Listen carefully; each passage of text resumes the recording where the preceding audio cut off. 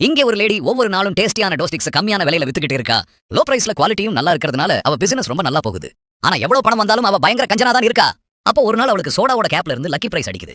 அதுல 7 நாளைக்கு ஹவாயில ஸ்டே பண்றதுக்காக ஒரு லக்ஸரி ட்ரிப் ஆஃபர் பண்ணிருப்பாங்க. அவளுக்கும் அவ ஃபேமிலிக்கும் அதுதான் ட்ரீமா இருக்கும். சோ அவங்க எல்லாரும் ஹாப்பியா பேக் பண்ணிட்டு அந்த ட்ரிப்புக்காக கிளம்புறாங்க. ஆனா ஃளைட்ல ஏறினதுக்கு அப்புறம் தான் தெரியுது 2 பிசினஸ் கிளாஸ் தான் கொடுத்திருப்பாங்க. சோ அவ ஹஸ்பண்ட தனியா எகனாமிக் கிளாஸ்ல உட்கார வச்சாங்க.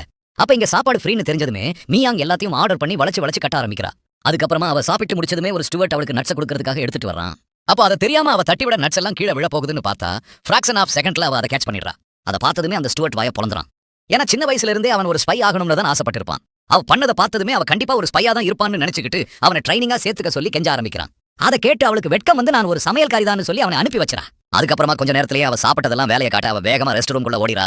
பார்த்தா அவ உள்ள போனதுமே சில ஹைஜாக்கர்ஸ் ஒட்டுமொத்த பிளானையும் அவங்க கண்ட்ரோலுக்கு கொண்டு வந்துறாங்க. ஆனா அவங்க பணம் எதையும் டிமாண்ட் பண்ண மாட்டாங்க. அவங்க ஒரு உமனை தேடி வந்திருப்பாங்க. அதுக்கப்புறமா ஹைஜாக்கர்ஸ் எல்லாரையும் எகனாமிக் கிளாஸுக்கு மூவ் பண்ணிடுறாங்க. அப்ப அவங்க தேடுற அடையாளத்தோட ஒரு பொண்ணு மாஸ்கோட நிக்கிறா. உடனே அவங்க மாஸ்க கரெக்டா சொல்றாங்க. ஆனா அதுக்கப்புறம் தான் அவங்க தேடுற ஆளு அவ இல்லன்னு தெரியுது. அதே நேரத்துல அங்க இருந்த எல்லா பேசஞ்சர்ஸும் அவளை பார்த்ததுமே வாய பொளந்துறாங்க. ஏன்னா அவ ஒரு பெரிய செலிபிரிட்டியா இருப்பா. பிரைவசிக்காக மாஸ்கோட வந்திருப்பா. சோ பேசஞ்சர்ஸ் மட்டும் இல்லாம ஹைஜாக்கர்ஸும் அவளோட செல்ஃபி எடுத்துக்கிறாங்க. அதே நேரத்துல ஒரு ஹைஜாக்கர் ரெஸ்ட் ரூமை செக் பண்ண வர மியாங்கும் யதார்த்தமா வெளியே வர்றா. உடனே அந்த ஹைஜாக்கர் அவ அட்டாக் பண்றதுக்காக வர்றான். பார்த்தா மியாங் அவளை ரொம்ப ஈஸியா நாக் பண்ணி படுக்க வச்சிரா. அதுக்கப்புறம் தான் தெரியுது அவங்க தேடி வந்த கதையே அவளை தான் ஆக்சுவலி பல வருஷங்களுக்கு முன்னாடி அவ நார்த் கொரியால ஒரு பயங்கரமான உளவாளியா இருந்திருப்பா. அப்போ ஒரு மிஷன்ல ஏற்பட்ட பிரச்சனையால சவுத் கொரியாவுக்கு தப்பிச்சு வந்தவ பிளாஸ்டிக் சர்ஜரி பண்ணிட்டு ஒரு அமைதியான வாழ்க்கையை வாழ்ந்துகிட்டே இருப்பா. ஆனா அப்போதிலிருந்தே அவளை தேடிக்கிட்டே இருந்த ஏஜென்சியோட ஆளுங்க கடைசியா அவளை கண்டுபிடிச்சாங்க.